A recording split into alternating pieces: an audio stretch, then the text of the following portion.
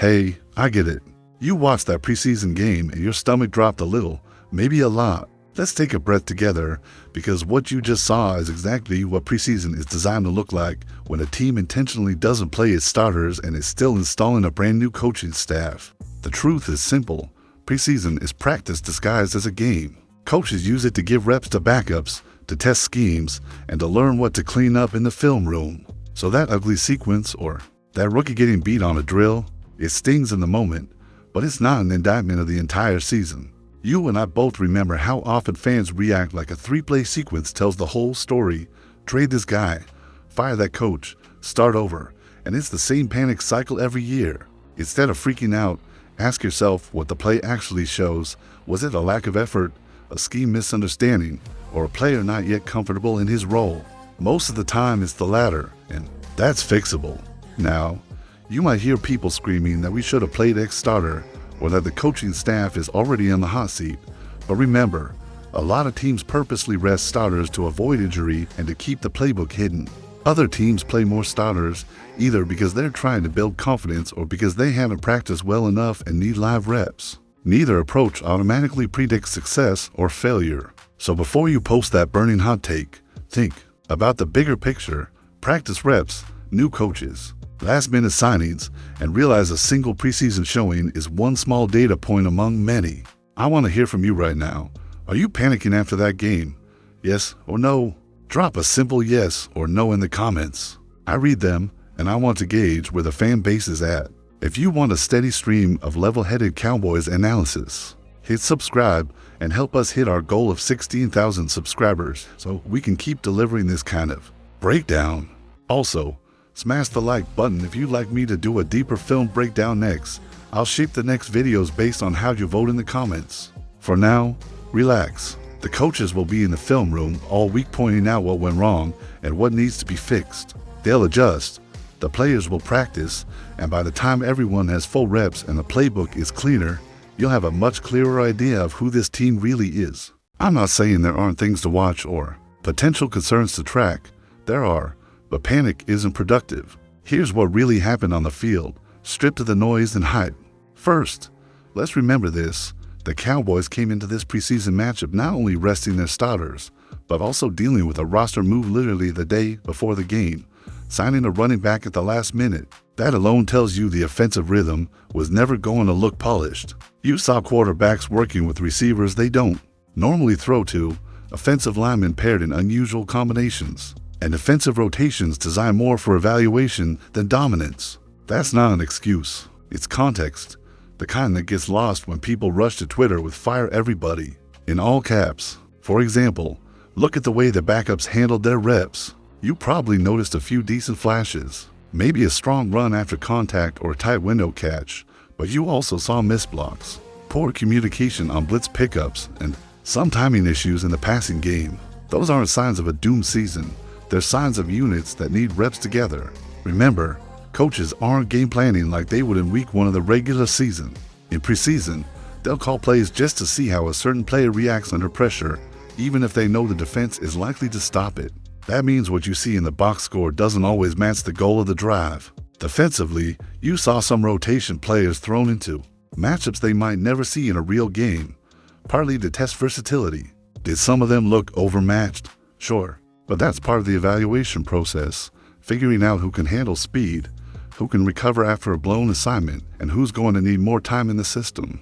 If you felt frustrated watching a cornerback give up a long completion, remember, the coaching staff might have told him to stick in man coverage without help just to see his reaction. The scoreboard didn't matter. The tape did. And here's the part casual fans overlook.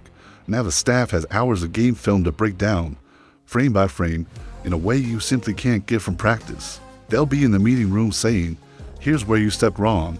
Here's where you lost leverage. Here's where your eyes went too soon."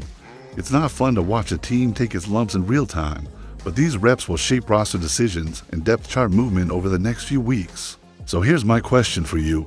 Out of all the backups you saw, who are you most curious to watch in the next preseason game? Drop their name in the comments so we can track their progress together. Here's where we zoom out and put everything in perspective. If you've been following the NFL long enough, you know that preseason results can be some of the biggest liars in football. Teams have gone for 2-0 in August and then completely collapsed when it mattered. The Detroit Lions once swept the preseason, then lost all 16 games. On the flip side, some squads have looked absolutely lost in preseason only to dominate once the games count. The point is simple. What we're seeing right now is a snapshot without the full context of a healthy roster, a complete playbook, and a coaching staff actually scheming for an opponent. When you hear the phrase mid-season form in August, it's usually from fans or media looking for early bragging rights. But here's the truth. Mid-season form doesn't come in preseason. It comes when players have live reps together week after week, when the timing between quarterback and receiver is second nature, when the defense has seen enough game situations to react without thinking. That's why I say October is often the first honest checkpoint for a football team. By then, your starters have been tested, your depth has been challenged, and you've faced enough variety in opponents to understand your strengths and weaknesses. Now, that doesn't mean we ignore preseason entirely. It's still valuable for spotting potential problem areas. Maybe your special teams coverage looks shaky. Maybe your run fits aren't consistent. Or maybe your backup quarterback looks less comfortable than expected. Those are legitimate concerns to monitor. But the key word is monitor, not panic. Coaches need that list of fixes now so they can spend September tightening the screws before the real push begins. This is also where trust in the process comes in. If you believe in your coaching staff, you know they're using these games to gather intel, not to chase a meaningless win in August. And if you don't trust the coaching staff, well, then October will give you the evidence you're looking for. It's the point in the season when excuses fade, patterns emerge, and you start to see the identity of the team, for better or worse. Think about the teams that have made deep playoff runs in recent years. Most of them weren't perfect out of the gate. They had hiccups in September, even some ugly ones, but they built momentum over time. The difference between those teams and the ones that fade is patience, not just from the players and coaches, but from the fan base. A panicked fan base puts pressure on the organization to make rash moves, while a focused fan base understands the long game. So here's my challenge to you. What's the one thing you want this Cowboys team to have figured out by October? Is it a stronger running game? Better pass protection? More consistency from the backup? QB, drop your answer in the comments. I want to see where your priorities are as a fan. And while you're there, hit subscribe to help us push toward our goal of 16,000 subscribers. The more this community grows, the more voices we have in the conversation, and the more fun it is to ride through the season together. Here's the part that turns all of this talk into a game plan for you as a fan. First, if you want to keep your head on straight, you need to know what actually matters between now and week 1. Number 1, position battles. Watch who's getting first team reps in practice and who's moving up or down the depth chart after preseason games. That tells you far more than the scoreboard. A young offensive lineman suddenly getting work with the starters? That means the coaches trust him. A defensive back sliding to third team snaps? That means someone else is earning their spot. Number 2, watch for consistency in the basics. In preseason, you're not going to see the full playbook or exotic game plans, so you look at fundamentals, tackling form, blocking technique, ball security. These are the habits that carry over into real games, and they're either sharpening now or becoming red flags. Number 3, pay attention to injury updates and recovery timelines. This is one of the most important parts of the preseason that fans tend to gloss over. You don't win championships in August, but you can certainly lose them if too many key players go down. The healthier the Cowboys are when the season kicks off, the better their odds of starting strong. Number 4, know when to genuinely worry. If the same problem shows up in multiple preseason games and is still there in practice reports, that's when it's worth raising an eyebrow.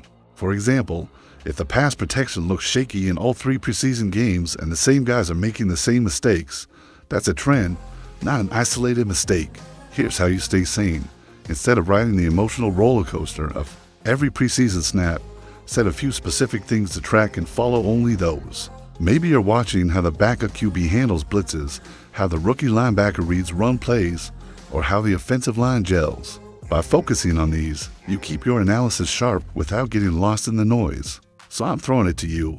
What's your boldest roster prediction right now? Who makes the final 53 that people aren't expecting? Drop your answer in the comments, and let's see who nails it when cut day comes around. And if you've been getting value from these breakdowns, hit that subscribe button. We're chasing 16,000 subscribers, and with your help, we'll get there fast. Like the video too. It's the simplest way to keep these deep dive Cowboys conversations going all season long.